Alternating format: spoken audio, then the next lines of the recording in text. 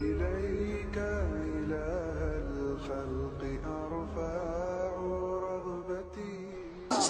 الحمد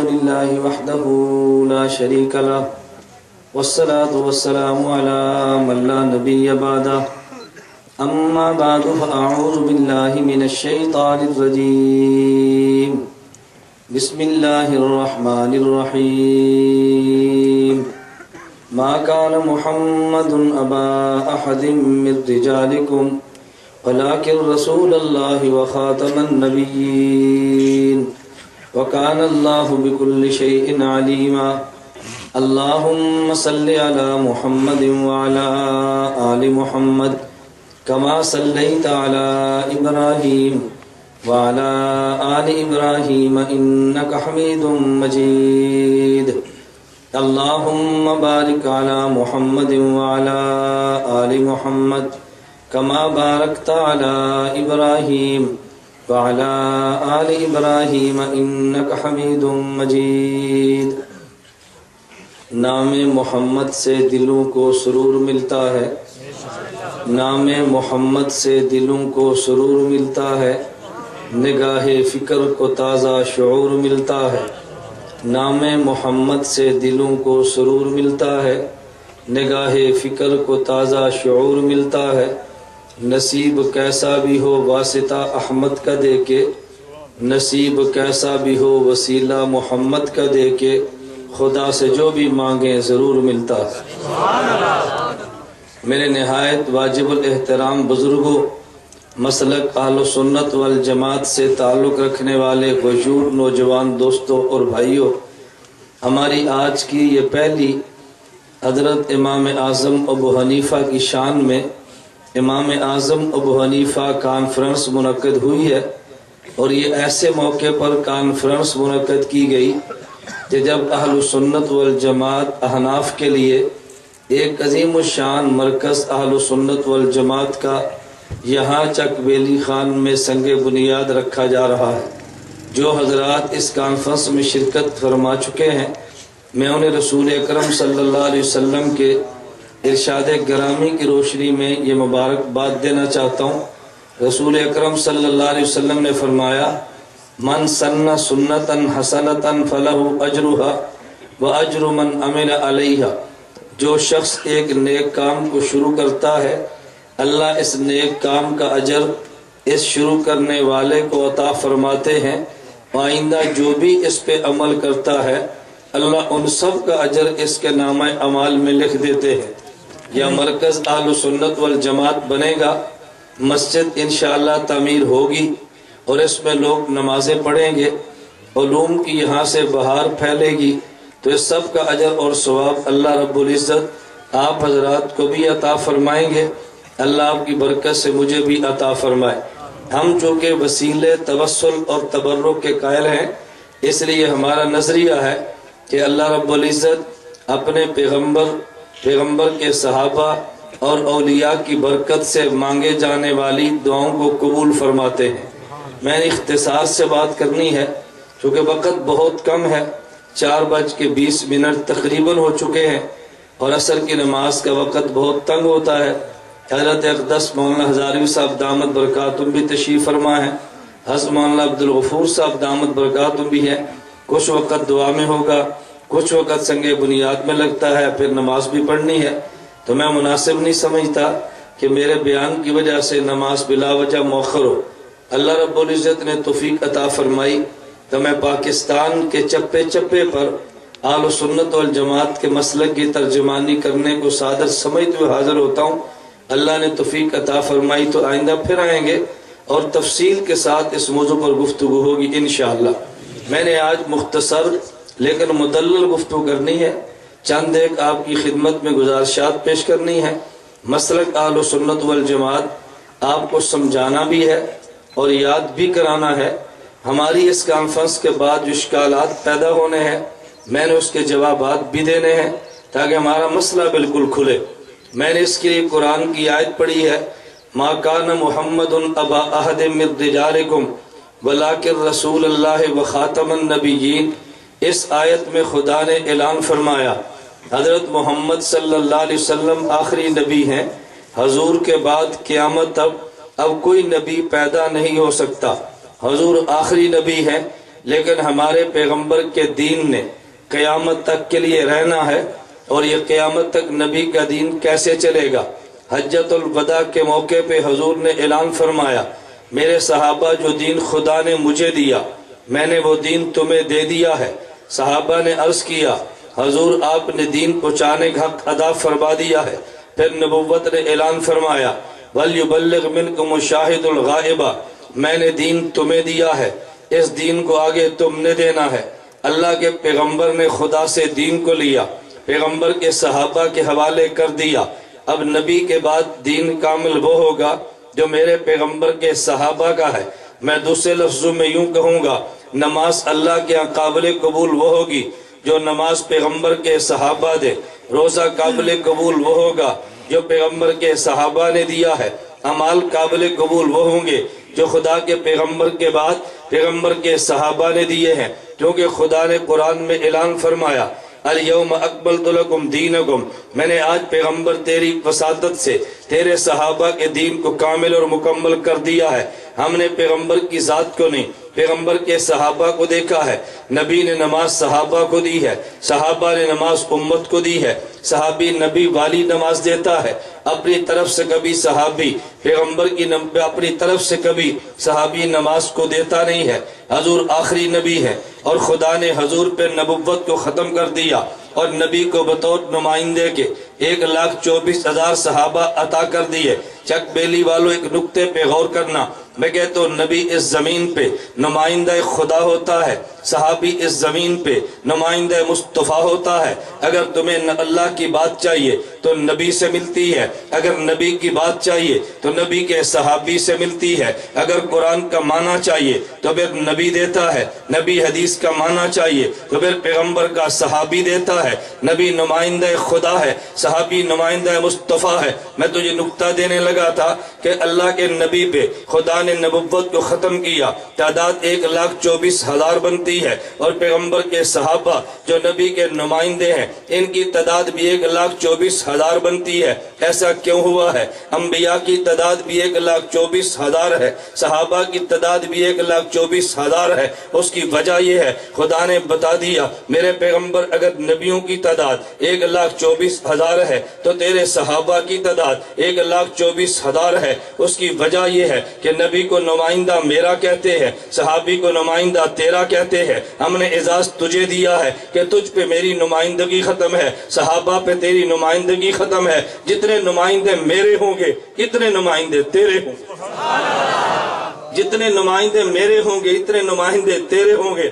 میں نقطہ دے تو جملے پہ غور کرنا، ہمارا عقیدہ ہے حضور آخری نبی ہے۔ ذرا توجہ رکھنا، جب حضور دنیا میں آئے ہیں نبوت ختم ہو گئی، لیکن جب نبی دنیا سے گئے ہیں تو پھر صحابیت ختم ہو گئی ہے۔ نبی کے آنے پہ نبوت ختم ہے، نبی کے جانے پہ صحابیت ختم ہے۔ حضور کے آنے کے بعد کوئی اور نبی مانے تو یہ بھی بے ایمان ہے، اور نبی کے جانے کے بعد ان کے علاوہ کسی کو صحابی مانے تو وہ بھی بے ایمان ہے۔ نہ ان کے بعد نبی ہے نہ ان کے بعد صحابہ ہے۔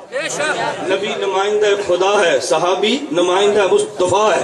نبی کی خدا کی بات نبی کرتا ہے اور نبی کی بات صحابی کرتا ہے۔ خدا نے نبی کی صحابیت، نبی کی نمائندگی کو صحابہ پہ ختم کر دیا ہے۔ میری بات توجہ سے سمجھنا، خدا نے نمائندگی کے لیے انبیاء کو چنا ہے، نبوت حضور پہ ختم کر دی ہے۔ خدا نماز کا حکم نبی کو دیتے ہیں، نبی آگے صحابہ کو دیتے ہیں۔ ایک شخص مجھے کہنے لگا کہ تم اہل سنت بھی عجیب ہو، تم کہتے ہو نماز وہ پڑھیں گے جو صحابہ والی ہے، اور ہم تو اہل حدیث ہیں، ہم کہتے ہیں نماز پڑھیں گے جو نبی والی ہے۔ میں نے کہا تیرے پاس دلیل کیا ہے؟ تو کہتا ہے نماز وہ پڑھیں گے جو نبی والی ہے۔ کہتا ہے تیرے پاس دلیل کیا ہے؟ میں نے کہا میرے پاس تو دلیل موجود ہے۔ حجۃ الوداع کے موقع پہ نبی نے اعلان کیا تھا فَلْيُبَلِّغْ مِنْكُمُ الشَّاهِدُ الْغَائِبَ، میں نے دین تمہیں دیا ہے، تم نے دین آگے دینا ہے۔ تیرے پاس دلیل کیا موجود ہے؟ کہتا ہے جی بخاری کی روایت ہے، اس کے بخاری کے روپ پہ کبھی نہ آنا۔ کہتا ہے جی صحیح بخاری میں روایت موجود ہے، اللہ کے نبی نے اعلان نہیں کیا سلو کما رأیتمونی اصلی،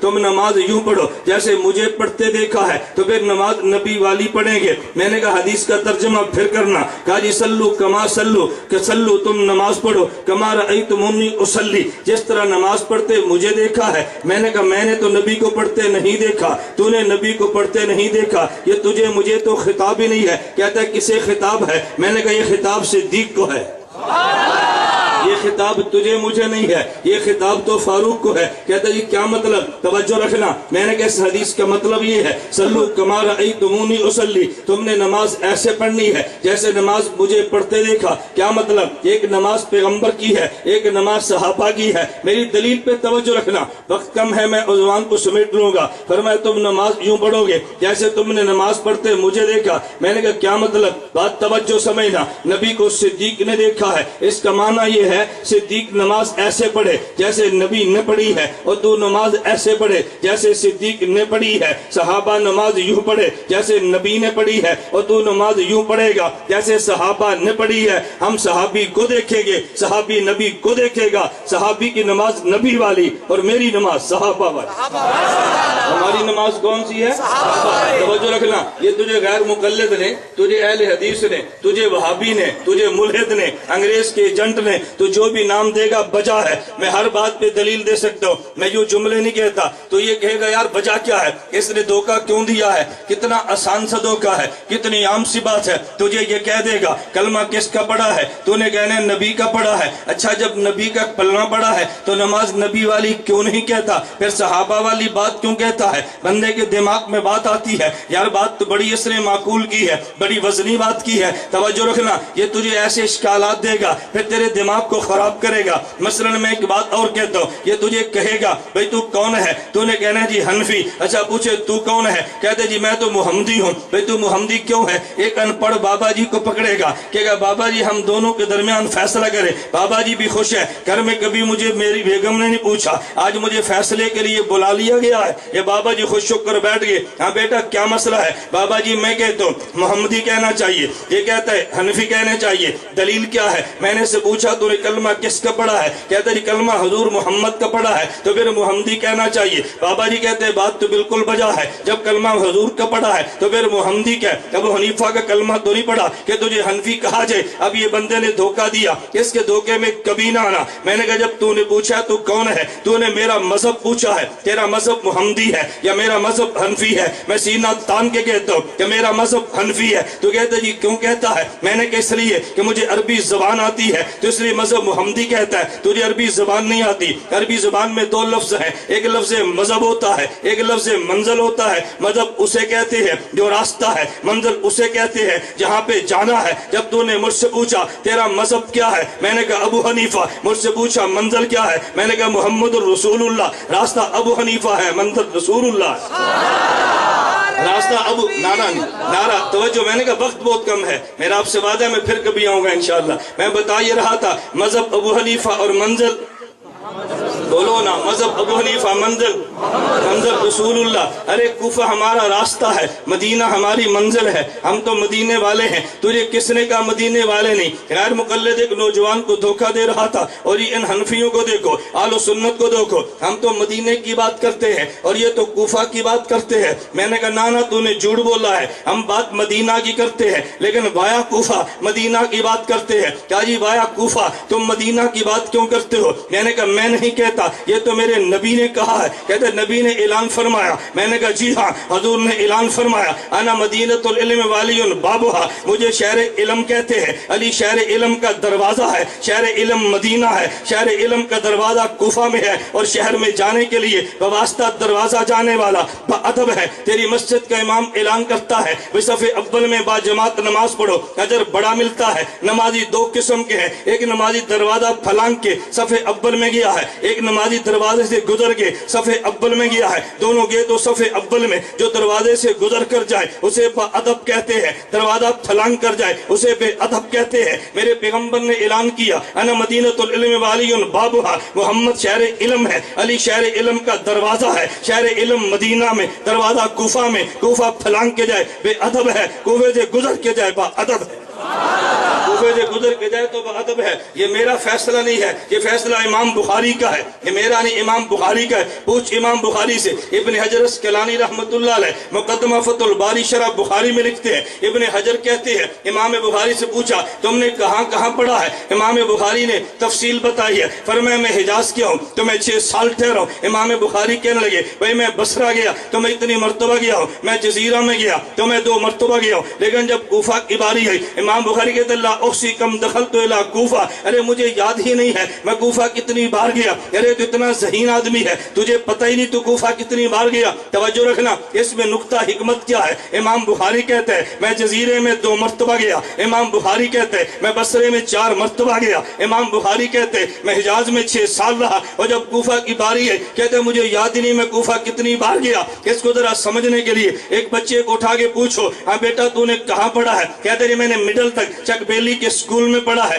کتنے سال پڑھا ہے؟ کہتا جی 8 سال پڑھا ہے. اس بچے سے پوچھو اس مڈل اسکول میں تو کتنی بار دروازے سے گزرا ہے؟ کہتے ہیں مجھے یاد ہی نہیں ہے. کیوں جتنا عرصہ پڑھا اسے وہ تو یاد ہے لیکن دروازے سے گزرنا یاد ہی نہیں ہے. اس سے پتا چلا امام بخاری مدینہ کو منزل کہتا ہے تو مجھے کہتے ہیں میں 6 سال رہا, اور بخاری کوفے کو دروازہ مانتا ہے. کہتا ہے مجھے پتہ ہی نہیں ہے میں کتنی مرتبہ گیا ہوں. منزل میں جانا یاد ہوتا ہے, دروازے سے گزرنا یاد نہیں ہوتا. بخاری مدینے کو منزل مان کے ارے کوفے کو دروازہ مانتا ہے. حنفی بھی مدینے کو منزل مان کے کوفے کو دروازہ مانتا ہے.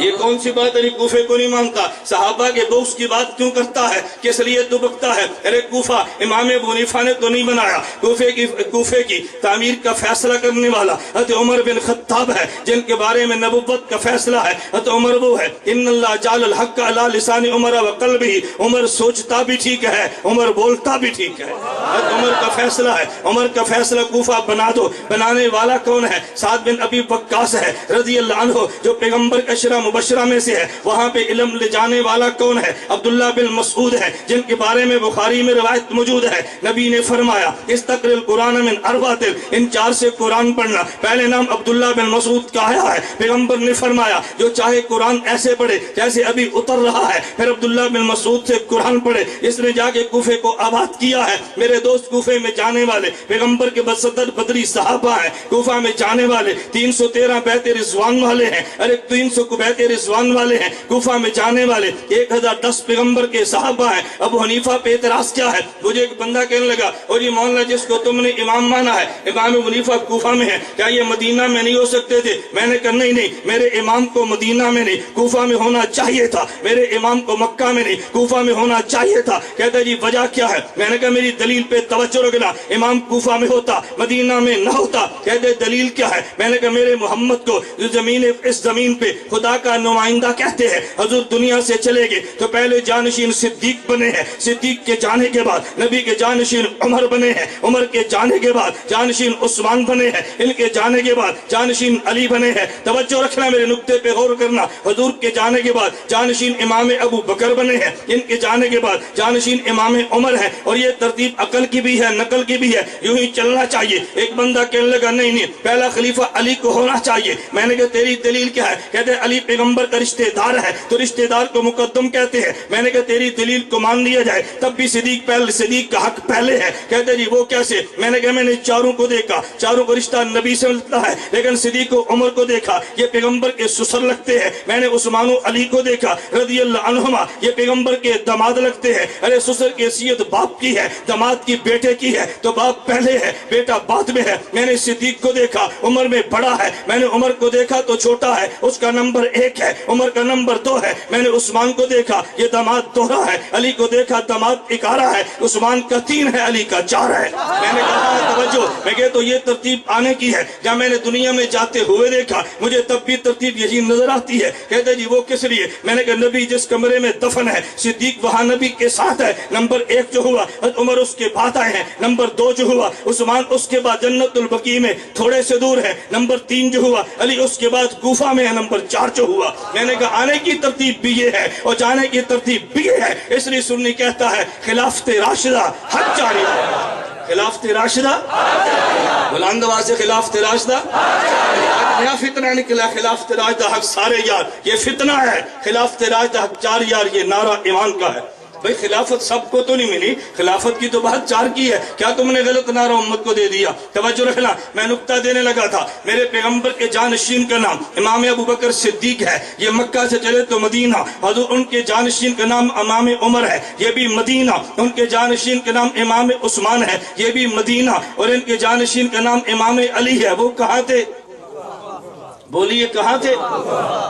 دلیل پہ غور کرنا، کہاں تھے؟ کوفہ۔ ہم نے صدیق کو دیکھا تو نبی فرمانے لگے ما سب اللہ فی صدری اللہ سببتو فی صدر ابی بکر، جو خدا نے علم محمد کے سینے میں منتقل کیا ہے میں نے وہ صدیق کے سینے منتقل کر دیا ہے۔ خدا نے، نبی نے اپنے علوم صدیق کو دے دی ہے۔ صدیق کے جانشین امام عمر ہے، میں اس لیے کہتا ہوں امام عمر صدیق کے جانشین ہے، حضور کے پاس قرآن بھی ہے، حدیث بھی ہے۔ صدیق اکبر کو دیکھو، ادھر قرآن بھی ہے، ادھر حدیث بھی ہے، ان کے پاس حضرت رسول اللہ کے ساری امت سارے حدیث موجود ہیں۔ پھر حضرت عمر کو دیکھے گا، ادھر قرآن بھی ہے، نبی کی حدیث بھی ہے، صدیق کے مسئلے بھی ہے۔ حضرت عثمان کو دیکھے، قرآن بھی ہے، حدیث بھی ہے، صدیق و عمر کے مسئلے بھی ہے۔ حضرت علی کو دیکھو، قرآن بھی ہے، حدیث بھی ہے، حضرت صدیق عمر عثمان کے مسئلے بھی ہے۔ علی ان چاروں کا جانشین ہے اور ڈیرہ جا کے کوفہ لگایا ہے۔ تو پھر تجھے بات سمجھنی چاہیے کہ جب خلافت راشدہ کی ترتیب بنی ہے تو حضرت علی پہ جا کے ختم ہو گئی ہے، اور جب بعد میں 4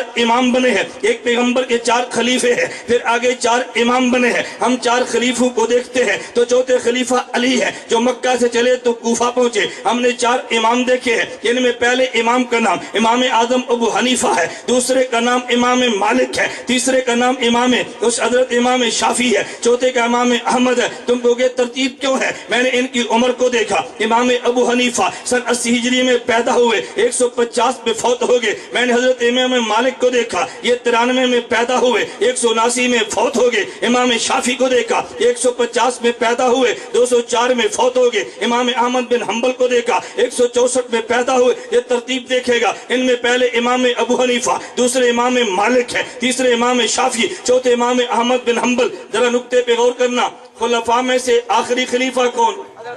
بولو آخری۔ اماموں میں سے پہلا امام کون؟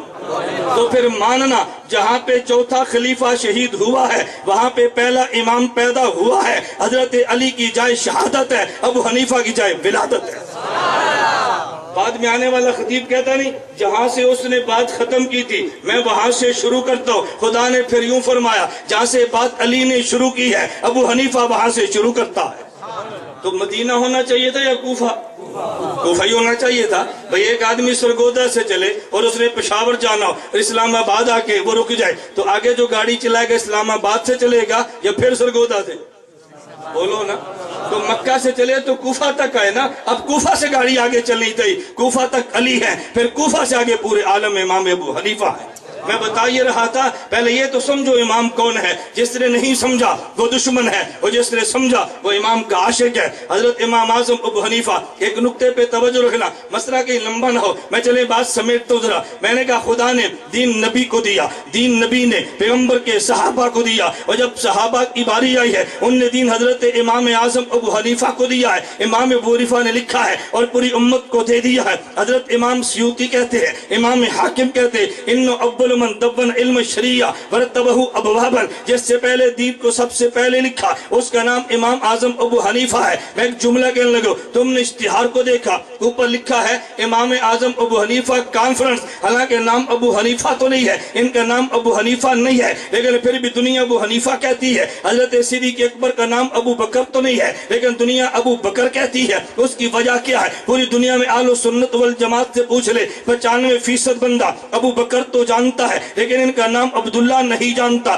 دنیا میں حنفیوں سے پوچھ لے، 95% بندہ ابو حنیفہ تو جانتا ہے لیکن ان کے نام نعمان کو نہیں جانتا۔ اس کی وجہ کیا ہے؟ ان کا عبداللہ نام ہے، ابو بکر ان کا مشن ہے، ان کا نعمان نام ہے اور ان کا ابو حنیفہ مشن ہے۔ تو کہ اگر یہ کیا مطلب؟ عربی زبان میں بکر ان کا معنی پہل کرنا، ابو بکر کا معنی پہل کرنے والا ہے۔ نبی اعلان نبوت کرے تو جو پہلے قبول کرے ابو بکر کہتے ہیں۔ جب نبی دولت مانگے تو جو پہلے ساری دولت ابو ابو بکر کہتے ہیں جب نبی کماری بیٹی مانگے جو پہلے دے ابو بکر کہتے ہیں نبی ہجرت کا اعلان کرے جو پیغمبر کو ساتھ لے کر چلے ابو بکر کہتے ہیں نبی غار میں جائے نبی سے پہلے غار میں جائے ابو بکر کہتے ہیں نبی بدر میں جائے جو پہلے ہو ابو بکر کہتے ہیں نبی احد و خندق میں جائے جو پہلے ساتھ ہو ابو بکر کہتے ہیں جب نبی مزار میں جائے پیغمبر کے بعد پہلے مزار میں دفن ہو ابو بکر کہتے ہیں ارے مزار سے اٹھے گا جو سب سے پہلے نبی کے ساتھ ہو ابو بکر کہتے ہیں جب پیغمبر جنت میں جائے گا جو پہلے نبی کے ساتھ ہو ابو بکر کہتے ہیں عبداللہ اس کا نام ہے ابو بکر اس کا مشن ہے خدا کو اتنا پسند آیا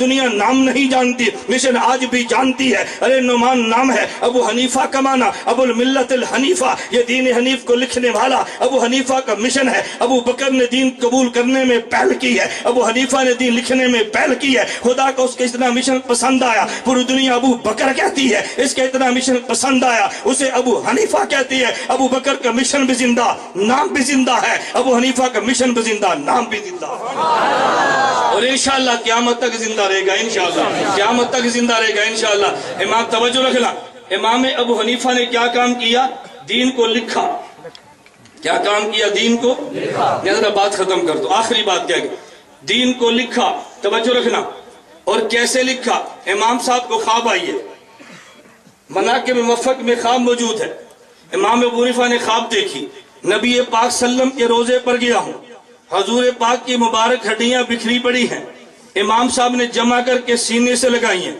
کیا دیکھا بولو خواب کیا دیکھا میرے جانے کے بعد ہو گستاخ ہے نا خواب دیکھا توجہ امام صاحب کو بڑا تعجب ہوا یہ کیسا خواب ہے تعجب کیوں تھا اہل سنت کا عقیدہ ہے کہ نبی کا جسم قبر میں محفوظ بھی ہے اور نبی کا جسم قبر میں زندہ بھی ہے بولو نبی کا جسم قبر میں بولو محفوظ بھی ہے اور نبی کا جسم قبر میں جو نبی کے جسم کو محفوظ نہ مانے اہل سنت والجماعت نہیں ہے جو نبی کو زندہ نہ مانے اہل سنت والجماعت نہیں ہے اہل بدعت ہے ہمارا عقیدہ کہ نبی قبر میں بلند آواز نبی قبر میں جن کا عقیدہ ہے وہ بولے منافق کوئی نہ بولے ہم دیکھو اہل سنت منافق نہیں ہے کھرا عقیدہ ہے عقیدہ ہے تو بول نہیں تو مت بول نبی قبر میں جن کا عقیدہ ہاتھ کھڑے کرو نبی قبر میں زندہ تو میں دیکھ رہا ہوں میں بات دیکھ رہا ہوں جو مرجھائے چہرے ہیں یہ کیا ہو گیا اللہ کے نبی قبر میں زندہ اب تعجب ہونا چاہیے تھا کہ نہیں جب عقیدہ حضور زندہ تو میں نے یہ کیا دیکھا لیکن خواب دیکھیے اپنے شاگرد کو بھیجا امام ابن سیرین سے خواب کی تعبیر پوچھو میرا نام نہ بتانا ابن سیرین کے پاس گئے حضرت یہ خواب دیکھی ہے امام ابن سیرین فرمانے لگے یہ کس نے خواب دیکھی نام بتاؤ اس نے کہا جی جس نے خواب دیکھی منع کیا نام نہ لینا فرمایا تو نام نہ لے یہ خواب ابو حنیفہ کے علاوہ کون دیکھ سکتا ہے یہ کون دیکھ سکتا ہے کہا جی ہاں یہ تو خواب ابو حنیفہ نے دیکھی فرمایا جا امام ابو حنیفہ کو جا کر کہہ دے جو نبی کا دین دنیا میں بکھر گیا ہے پیغمبر کی ہڈیاں مبارک یہ تعبیر تھی پیغمبر کے دین سے اہل سنت کا نظریہ سننا خدا کی قسم میرا عقیدہ ہے تیری نماز کا نام دین ہے تیرے روزے کا نام دین ہے تیرے حج و تلاوت کا نام دین ہے میری تلاوت کا نام دین ہے اور وجود پیغمبر کا نام دین ہے نہیں سمجھا پیغمبر کے وجود کا نام دین ہے میں اس لیے کہتا ہوں ایک بندہ مجھے کہنے لگا او جی نماز کا وسیلہ دے کر تو مانگ سکتے ہیں روزے کا وسیلہ دے کر تو مانگ سکتے ہیں نبی کا وسیلہ دے کر بھی مانگ سکتے ہیں میں نے کہا نماز کا وسیلہ کیوں دیا ہے کہتے ہیں خدا کا قرب ملتا ہے روزے کا وسیلہ کیوں دیا ہے خدا کا قرب ملتا ہے میں نے کہا سن پھر اہل سنت کا عقیدہ ہے خدا کی قسم کروڑوں نمازوں سے وہ قرب نہیں ملتا جو وجود پیغمبر سے خدا کا قرب ملتا ہے اگر نماز کا وسیلہ ہے تو پیغمبر کی ذات کا وسیلہ کیوں نہیں ہے ایک بندہ مجھے کہنے لگا یہ مدینہ منورہ کی گفتگو ہے چلیں بات ہی میں کہہ دوں مدینہ منورہ میں تھا نوجوان نے فون کیا مولانا کہاں بیٹھے ہیں میں نے جگہ بتائی چکبیلی خان کے دوستوں میں تمہیں دعوت دیتا ہوں جو میرے امام کو نہیں مانتا میں اسے بھی دعوت دیتا ہوں مدینہ منورہ میں جا میرے امام کا تجھے نام ملے گا پوچھنے لگا کہاں بیٹھے ہو میں تمہیں دعوت فکر دیتا ہوں یہ مسجد نبی ہے یہ میرے پیغمبر کا روزہ ہے نبی کے روزے کے پیچھے خالی جگہ ہے جہاں پہ 4 چھتریاں بنی ہے, پھر پیچھے برآمدہ ہے, پھر پیچھے خالی جگہ, 4 چھتریاں بنی ہے, پھر پیچھے برآمدہ. مجھے کہتے جی کہاں بیٹھے ہو؟ میں نے کہا حضور پاک صلی اللہ علیہ وسلم کے روزے کے پیچھے ایک چھتری, پھر دوسری چھتری, پھر برآمدے کے پہلے ستون کے نیچے بیٹھو. وہ تلاش کرتا پہنچ گیا, آنے والا غیر مقلد تھا, بات کرنا چاہتا تھا. مجھے کہنے لگا مولانا گمر صاحب یہاں کیوں بیٹھے ہیں؟ میں نے کہا تجھے بتاؤں یا تجھے دکھاؤں؟ اگر بتاؤں گا تو دلیل کی بات تجھے سمجھ نہیں آنی, میں تجھے دکھا دیتا ہوں. میں کیوں بیٹھو؟ کہتا جی دکھائے. میں نے کہا سبز گنبد کا نام کیا ہے؟ کہتے نبی کا روزہ ہے. میں نے کہا ذرا ادھر کھڑا ہو جا, مسجد نبی کی طرف منہ کر لے, یہ کیا لکھا ہے؟ کہتا جی ابو بکر. میں نے کہا یہ کیا لکھا ہے؟ کہتے عمر. میں نے کہا ادھر کیا لکھا ہے؟ کہتے عثمان. میں نے کہا آگے کیا لکھا ہے؟ کہتے علی. میں نے کہا آگے کیا لکھا ہے؟ عباس ہے. ادھر کیا لکھا ہے؟ حسن و حسین ہے. میں نے کہا پہلے ستون پہ دیکھ کیا لکھا ہے؟ کہتے ہیں نعمان بن ثابت. کیا لکھا ہے؟ نعمان بن. غیر مقلدو میرا چیلنج ہے تمہیں, میرے امام کا نام مدینہ منورہ نبی کے روزے کے سامنے ہے, کسی مولوی کا نام تو بھی بتا دے. میرے امام کا نام ہے, اور توجہ رکھ, خدا کی قسم اٹھا کر کہتا ہوں وہاں نعمان بن ثابت رحمت اللہ علیہ رضی اللہ عنہ لکھا ہے. رحمت اللہ علیہ رضی اللہ عنہ. میں قسم اٹھا کر کہہ رہا ہوں, میں تو دیکھ کر آیا ہوں. میں نے کہا یہاں بیٹھو. کہتے جی کیوں بیٹھے ہیں؟ میں نے کہا اس لیے اہل سنت کا عقیدہ ہے خدا نے علم و عمل اس روزے والے کو دیا ہے, اس روزے والے نے صحابہ کو دیا ہے, صحابہ نے اس امام کو دیا ہے, اور اس امام نے ہمیں دیا. میں نے کہا ہم نہ شکری نہیں کرتے تو ہم یہاں بیٹھے ہیں, سب کے فیض کو مانتے ہیں. توجہ, میں بات یہ کہہ رہا تھا خواب بھائی, اور امام حضرت ابن سیرین نے کہا جو دنیا میں دین پھیلا ہے ابو حنیفہ جمع کرنے کے کام تجھ سے لے گا. میں عرض کرتا ہوں یہ نقطہ نہ صحیح, چھوٹی سی نقطی صحیح, بعض نقطوں میں نقطے بھی ہوتے ہیں نا. اہل حدیث 2 طبقوں کی بڑی مخالفت کرتا ہے, نمبر 1 ابو حنیفہ, نمبر 2 تبلیغی جماعت. ایسے ہے یا نہیں؟ نمبر 1 ابو حنیفہ, نمبر 2. یہ کل کی بات ہے سرگودا, قصور سے میرے پاس غیر مقلد آیا, کہتا جی میں ایک سوال پوچھنا ہے. میں جی پوچھ. تسی بھی مولوی ہوتے, وہ بھی مولوی نے, سچا کیڑا ہے تے جھوٹا کیڑا ہے؟ میں کہ کسے مولوی دا نام لے, کہتے ہیں تسی فرمان. میں نے کہا اس نے 2 گھنٹے اعتراض کیے مولانا طارق جمیل پر, میں نے اس کو جواب دیے. 3 سال گزر گئے, اس باپ سے پوچھنا جواب کیوں نہیں دیتا؟ پوچھنا جواب کیوں نہیں دیتا؟ دونوں جو مولوی ہیں. میں نے کہا اور مولوی معراج ربانی, میں نے کہا وہ جو وہاں حائل میں سعودیہ میں رہتا ہے؟ کہتے جی ہاں. میں اس نے فضائل صدقات پہ اعتراض کیا ہے. میں نے وہاں ویڈیو CD ریکارڈ کرا کے دندان شکن جواب دیے. اس باپ سے پوچھ 4 سال گزر کے جواب کیوں نہیں دیتا؟ کہا جی طالب الرحمان. میں نے کہا خیابان سر سید میں جا کے میں نے اس کا آپریشن کیا ہے, اس سے پوچھنا جواب کیوں نہیں دیتا؟ میں نے کہا مشکل گل ہے, پوچھنا جواب کیوں نہیں دیتا؟ اور ایسے عقل سے پیدل ہیں. یہ طالب الرحمان نے کتاب لکھی ہے, اہل حدیث جہاں بیٹھا ہوں اسے کہنا کتاب لا کر دے, یہ تمہیں دے گا. کتاب کا نام کیا ہے؟ آئیے عقیدہ سیکھیے. کتاب کیا نام ہے؟ ذرا علم دیکھنا, علم. آئیے عقیدہ سیکھیے. اس میں عنوان ہے سماع موتا. اس میں خود سوال کرتا ہے, سوال جواب. سوال کیا مردے سنتے ہیں؟ توجہ, جواب وہ مردہ ہی کیا جو سنے ذرا. سوال کیا مردے؟ پھر جواب وہ مردہ ہی کیا جو. پھر سوال کیا کچھ سنتے بھی ہیں؟ کہتے جی ہاں, جب دفن کر کے دائیں تو جوتیوں کی آواز سنتے ہیں. اتنے کی یار ہے وہ مردہ ہی کیا جو. اب کیا کہہ رہا ہے؟ جوتیاں. میں کہا جی یہ کھانیاں نے وہ سن رہا ہے. دیکھیں ان سے کتاب منگاؤ, مرشری ان سے منگاؤ. پتر کتاب لے کے دیا ساڑھے مول سے والا دے کہ جھوٹے کے غلط ہے. اچھا اگلے صفحے دے. کیا مردہ بولتا ہے؟ کہتا نہیں, مردہ بول نہیں سکتا. وہ مردہ کیا جو بولے. پھر آگے سوال کیا کچھ بولتا بھی ہے؟ کہتا جب فرشتہ گرز مارے نا پھر چیخ لیتا ہے. با علم, علم دیکھا. اعتراض کس پر ہے؟ امام اعظم ابو حنیفہ ذات دی کوڑ کلی شتیرہ نال جپے. میری بات سمجھتے ہیں؟ ذات دی کوڑ کلی شتیرہ نال جپے. امام اعظم ابو حنیفہ. یا مخالفت امام صاحب کی یا مخالفت کس کی؟ دونوں کا ایک جرم ہے. امام صاحب کو جرم کیا ہے؟ جو دین دنیا میں پھیل گیا تھا, توجہ رکھنا, اس کو جمع, جو سنتیں پھیل گئی اس کو جمع کیا ہے. تبلیغی جماعت کو جرم یہ ہے جو سنتیں مٹ گئی تھی ان کو زندہ کیا ہے. جمع بھی ہم نے کیا, زندہ بھی ہم نے کیا. ننگے سر آیا تھا پگڑی باندھ گیا, داڑھی منڈا آیا تھا مشت داڑھی رکھ گئی ہے, شرابی آیا تھا نمازی بن گیا. یہ ہمارا جرم تھا اور اس کا اظہار ایونٹ میں ہونے والا ہے انشاءاللہ. آؤ گے کہ نہیں؟ سارے آؤ گے نا؟ میں سیالکوٹ گیا تو میری مسجد میں درس تھا تو مجھے میزبان کہنے لگے کہ انہوں نے مسجد درس سے تبلیغی جماعت رو مندہ ہی نہیں. میں نے کہا چل آتے بھی دکھیڑا کر لگا. میں نے 1 گھنٹہ بیان کیا. میں نے پوچھا اس گاؤں بھاکھڑیاں والی گاؤں کا نام ہے وزیر آباد کے ساتھ. میں نے ان سے پوچھا بھئی یہ بتاؤ تمہارے گاؤں میں الیکشن بھی ہوتا ہے؟ کہا جی ہوتا ہے. میں نے کہا الیکشن میں جلسے بھی ہوتے ہیں؟ کہا جی ہوتے ہیں. میں نے کہا جس پارٹی کو ووٹ نہ دینا ہو اس کے جلسے میں بھی جاتے ہو؟ کہا جی جاتے ہیں. میں نے کہا ووٹ نہیں دینا تو کیوں جاتے ہو؟ کہا جی سننے کے لیے کیا کہتے ہیں. میں کہا تبلیغی جماعت اور نہ منو ایک باری سنتے لو کی آخ دن سنتے لو.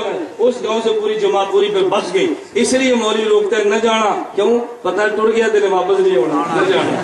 اللہ سب کو لے دے. رائبٹ آئیں گے نا بھی انشاءاللہ آئیں. ہمارا اجتماع ہے. میں بات سمیٹ دو پھر بات لمبی ہوتی ہے. نماز کا وقت بالکل قریب پہنچ گیا. میں آخری بات یہ ختم کرتا ہوں. میں کیا کہہ رہا تھا؟ امام کا نام کہاں پر ہے؟ مدینہ. جا کر دیکھ لو گے نا.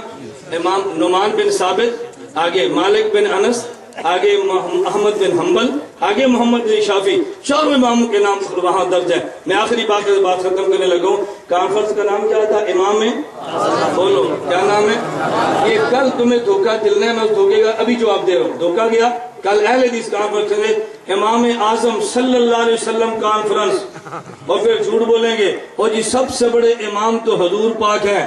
تم نے ابو حنیفہ کو امام اعظم کہہ کے شرک کیا ہے. میں نے کہا پھر ایک جلسہ رکھ صدیق اکبر صلی اللہ علیہ وسلم کانفرنس. کیوں؟ سب سے بڑے صدیق تو رسول ہے نا. ابو بکر کو صدیق اکبر کیوں کہتا ہے؟ ایک جلسہ ہو رکھ فاروق اعظم صلی اللہ علیہ وسلم کانفرنس. لوگ پوچھن کیوں؟ کہ جی سب سے بڑے فاروق تو حضور ہے نا. پھر ایک جلسہ ہو رکھ قائد اعظم صلی اللہ علیہ وسلم کانفرنس. لوگ پوچھن کیوں؟ کہ جی سب سے بڑے قائد تو اللہ کے نبی ہے نا. یہ سارا شرک ہے جو محمد علی جناح کو قائد اعظم کہتے ہیں. اب اس کی زبان گنگ ہے. میں نے کہا عقل سے کام لے. ہم کہتے ہیں سارے صحابہ صدیق ہیں, ان میں بڑے ابو بکر ہیں, صدیق اکبر کہتے ہیں. سارے صحابہ فاروق ہیں, ان میں بڑے عمر بن خطاب ہیں, فاروق اعظم کہتے ہیں. پاکستان بنا اس وقت جو جماعتیں موجود تھی ان میں مسلم لیگ کے لیڈروں میں سے سب سے بڑے لیڈر محمد علی جناح تھے, انہیں قائد اعظم کہتے ہیں. صحابہ کے بعد جو فقہا تھے ان میں سب سے بڑے فقی نعمان بن ثابت ہیں, انہیں امام اعظم کہتے ہیں. امام کو نبی کے مقابلے میں نہ لا. خدا کے لیے یہ جھوٹ بول کے عوام کو گمراہ مت کر. اور توجہ رکھنا یہ ہمارا موقف نہیں ہے. اللہ گواہ ہے. میں نے کہا وقت کم ہے, میں تمہیں حوالہ جات اور عبارتوں کی لائن لگا دیتا کہ کس کس نے امام اعظم کا. امام شمس الدین ذہبی نے تذکرۃ الحفاظ میں الفقیہ الاعظم کہا. عبد الکریم سمعانی نے امام شافعی کے ماننے والے ہیں, اپنی کتاب الانساب میں امام اعظم ابو حنیفہ کو امام اعظم کہا ہے. اٹھا کے دیکھ ابن الاسیر جزری نے اپنی کتاب الکامل فی التاریخ میں امام ابو حنیفہ کو امام اعظم کہا ہے. حضرت محمد بن یوسف صالحی دمشقی شافعی ہے, کتاب کا نام یہ لکھا منعقود الجمان فی مناقب الامام اعظم ابو حنیفہ النعمان. اٹھا کے دیکھ ابن حجر مکی نے کتاب لکھی ہے الخیرات الحسان فی مناقب الامام ابو حنیفہ امام الاعظم النعمان, کتاب لکھی ہے. صرف ہم نے نہیں کہا, تم نے کہا. میں آخری حوالہ دیتا ہوں. میں کہتا ہوں ہمیں گالیاں مت دو, گالی دو اپنے عالم نواب صدیق حسن کو الحتہ فی ذکر ستہ میں امام ابو حنیفہ کو امام اعظم کہا. ہمیں گالی نہ دے. ابراہیم سیالکوٹی مولوی کو دے, تمہارا عالم ہے, تاریخ اہل حدیث لکھی ہے, ابو حنیفہ کو امام اعظم کہا ہے. وحید الزمان کو گالی دے. تلاوت الحدیث میں امام ابو حنیفہ کو امام اعظم لکھا ہے. مولانا عبد الرحمن مبارک پوری کو کہ تحقیق الکلام میں اس نے ابو حنیفہ کو امام اعظم لکھا ہے. ہمیں گالیاں نہ دو, اس کو تو تمہارے علماء نے بھی مان لیا ہے اور یہاں تک مانا ہے. تاریخ اہل حدیث میں مولانا ابراہیم سیالکوٹی کہتے ہیں رافضی ایک بڑا ہوتا ہے ایک چھوٹا ہوتا ہے. جو صحابہ کو نہ مانے وہ رافضی بڑا ہے, جو اماموں کو نہ مانے وہ رافضی چھوٹا ہے. یہ میرا فتویٰ نہیں, تیرے ابراہیم سیالکوٹی کا فتویٰ ہے. ہم نے تو کوئی فتویٰ نہیں دیا. اللہ ہم سب کو بات سمجھنے کی توفیق دے. ہم نبی کو بھی مانتے ہیں, صحابہ کو بھی مانتے ہیں اور امام ابو حنیفہ کو بھی مانتے ہیں. اللہ ہم سب کو ماننے کی توفیق عطا فرمائے. اللہ میں منکر نہ بچائے, بنائے اپنی اولاد کو بچاؤ. یہ جہاد کے نام پہ تمہیں دھوکہ دیتے ہیں, ٹریننگ کے نام پہ تمہارا مذہب بدلتے ہیں, قربانی کھالنے تم سے لے کے تمہارے خلاف استعمال کرتے ہیں, تمہاری زکات لے کر تمہارے خلاف بولتے ہیں. آج عہد کرو کوئی لڑکا ان کے پاس ٹریننگ کے لیے نہیں دو گے انشاءاللہ. وعدہ کرو کوئی نہیں دے گا انشاءاللہ. قربانی کی کھال کوئی ان کو مت دے, زکات کے کوئی ان کو مت دے. ان کے راستے روکو جتنے روک سکتے ہو, کوئی ان کے پیچھے نماز پڑھ نمازیں برباد مت کرو. اللہ ہم سب کو مسلک اہل سنت والجماعت کے مطابق زندگی گزارنے کی توفیق عطا فرمائے. وآخر دعوانا ان الحمدللہ.